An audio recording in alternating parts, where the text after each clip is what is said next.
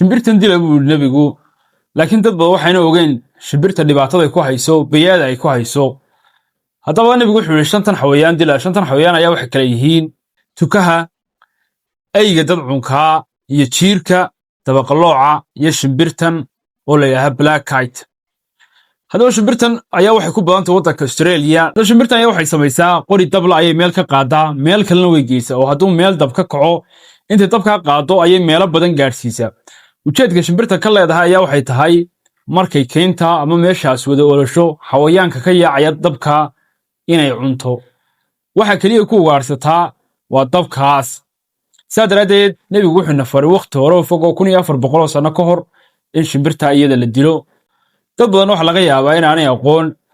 haddaba haddaad Soomaali ku garanayso shimbirtan walow ayna deegaanadeena ku nooleen ay u badan tahay waddanka Australia welcome tiga noogu reeb waxay kula tahay fikirka